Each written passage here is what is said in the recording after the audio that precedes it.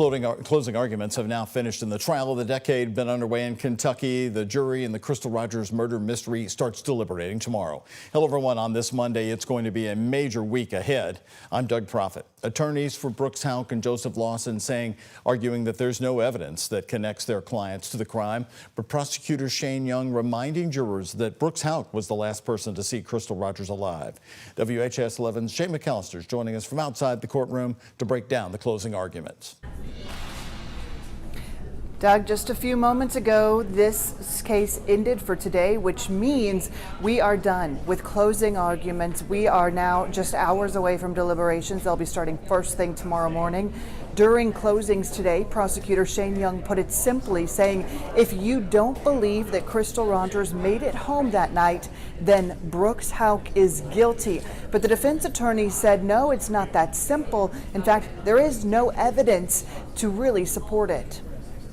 Rosemary Houck listened to the case from the inside of the courtroom for the very first time today, surrounded by her daughter, her boyfriend, and Brooks Houck's girlfriend. Houck's attorney Brian Butler described the Houck family as a middle-class, good family that's done the right thing for their entire lives, but in 2015 became the villains of the town. During closing arguments, Butler worked to convince the jurors this case has been built on guesses and assumptions. He said police were given marching orders to get Brooks Houck. He called the prosecution's case a convoluted mess, saying the timelines are all different and they contradict each other. He also called Joseph Lawson the magic man because law enforcement don't have his cell phone records. They pretend he went here and there and they can't prove any of it, Butler said. Joseph Lawson's attorney, Robert Boyd, had a story of his own, telling the jurors, to believe this theory, you have to believe that Brooks Houck would trust the important job of moving the car to a severe alcoholic and his alcoholic drug user son. That sophisticated businessman did not hire these fools to do that.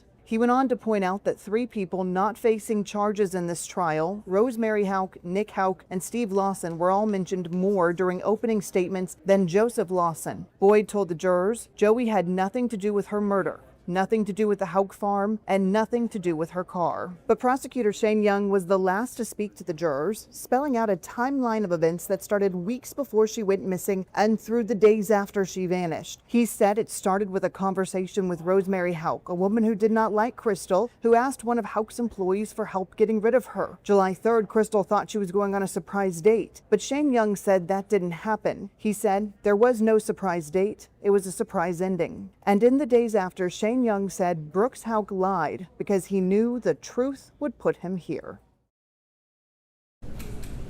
Again, court is done for today. We are now up next is deliberations that will start at 8:30 in the morning. First, those 3 alternates who will not be deliberating on the case will be dismissed. That's a random drawing just out of a hat. They pick the 3 that will be dismissed. The 12 others will deliberate, which, Doug, this means we could have a verdict tomorrow. We'll send it back to you. Shane, of course, as you know, we're now past the 10-year mark in this case just by a few days. I invite you to join me along with Nick Mudd, WHS 11's legal analyst, along with Shay and Alexandra Goldberg reporting from Bowling Green, as we're going to bring you our special 30-minute report wrapping up today's closing arguments as the jury will start its job in the morning. It's at 9 tonight and easy to watch. Here's how you do it. Download the free WHS 11 Plus app, download on your TV and watch for free. That's where you'll see it tonight at 9.